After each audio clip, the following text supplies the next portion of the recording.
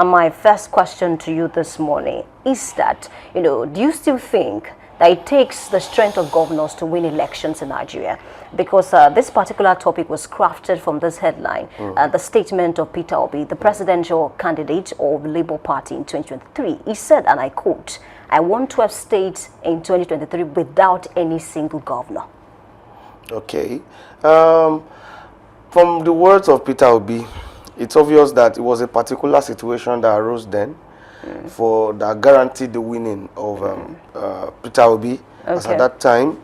And what was the situation then?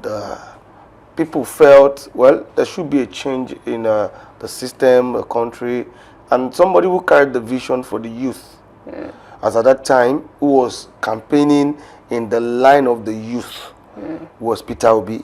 So I want to say that that situation then made a lot of youth, a lot of people from the East, a lot of people, who buy into that particular convincing vision, made them gather together and gave him that vote. Okay. Notwithstanding, governors are very influential.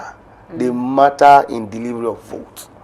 Yes, and for many decades ago, we've seen, governors to be the ones who control the party. Of course, for every state, the governor is the leader of that party, whatever party he is in that brought him into governance.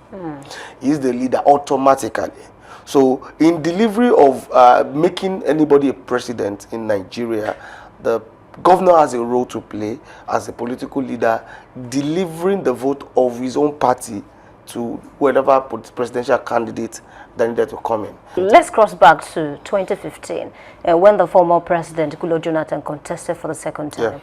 He had about 28 governors in the party, but he lost. Yeah.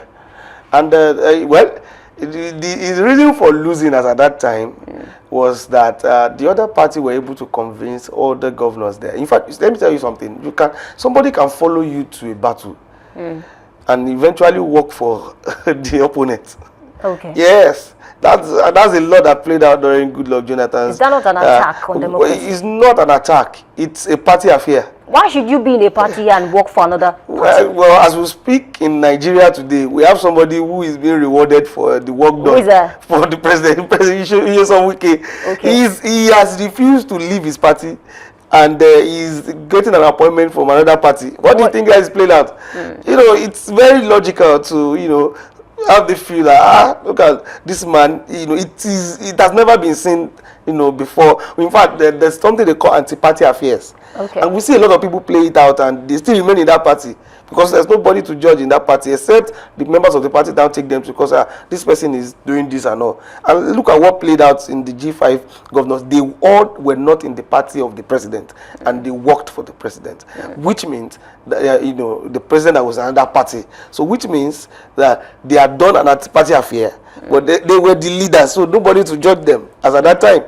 And of course, so if the Goodluck Jonathan must have lost, it means that the governors who he had with him did not really eventually work for him. But that made him lose that particular election, and they brought about the change syndrome, and before renewed hope came in on board again, and I hope the hope is open already. Okay, going back to the issue of Peter Obi now. Yes. He has this confidence that he can win the election, even without any governor in the end this year as we speak now. Comparing his strength, the 2023 elections now, with this 2027 that we're preparing for, do you think it's possible that he'll be able to gather the number of votes he was able to gather in the last election? Well, if I'm going to say anything about Peter Obi winning again, because of course his outlook and the result he had in the last election was awesome, was great. But I wish I knew him and got closer to him to be able to advise him that, Peter Obi, do all in your capacity to maintain and be able to manage that party that gave you that strength. So you think you should not have left the party? No, living everywhere. You see, you can live and the party members or your followers will understand. But it is about the public interest. Why are you jumping here and there? Our people, the major people who vote, apart from party, you can be a citizen of Nigeria and buy into somebody's vision and might not belong to a party. Now, those ones who gave him that vote, majority of them were not members of that party. They only went with the syndrome of Labour Party, LP, LP. And they were not registered members, but they gave their vote to Peter Obi. So now, you should be able to manage, that LP should by now, manage the affairs, whoever is going to go, will go, just stay there. Well, the party was in crisis. Well, the crisis is one of the ingredients that makes you know that, okay, this person will be a very good leader when you manage the affairs of the party well. For example, in Oyo State, how has the governor been able to manage the affairs? He made a pronouncement that we are doing a collaboration of PDP APM. But speaking on that collaboration, I remember that the other faction said we are not interested in any collaboration. Whose faction? You tell me. Well, PDP has factions. Okay. That's established already. We have the some wicked faction, the Blamagun faction, the governor is. And what I want to say is that, see, this particular faction said they are having a collaboration, and they had all that it takes, and we saw it ourselves that the collaboration was even signed by members of other people's the PDP, joining APM, and they had a very good outing. Now, what do you expect the other factions to say? They will also try to downgrade the collaboration. And today, what has played out, APM and PDP, they're having a very good relationship in Oyo State that is going to have a very good outlook at the end of the day. This faction, will it not affect the next elections for this PDP APM collaboration? Oh, it's not going to. In fact, it's going to make it more interesting at this particular point in time. Okay, they had yesterday there was 2 days ago there was a declaration of the deputy running mate of the president, the governorship candidate of Oyo State, Bimbo Adekombi, which is Open Salau.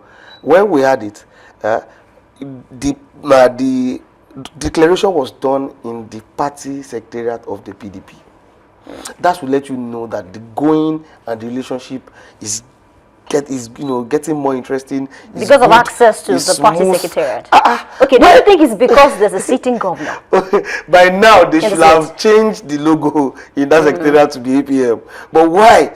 The PDP has a structure, the APM are there. In fact, the PDP ESCOs were seated. So what's the end game now? I mean, what's the end to all of this? Is it that after the elections, you're going to merge the two parties together and make it become one? Well, just like what we had, in 2015, that ACN and then CPC came together and formed one single party. Even the APC that we have today, had emerged from the AC before the moved into the other one, and another party, and the same, and all this were brought about with factions. It's not as if they just woke up one day and say we're changing the name. No, a faction left and they said, okay, instead of bearing the same name with these people, let's have a change in name. Okay. And so from AC to ACN, and before ACN, before you know it, the APC, all progressive. So it was a faction, Tinubu faction, went out and became APC that we have today.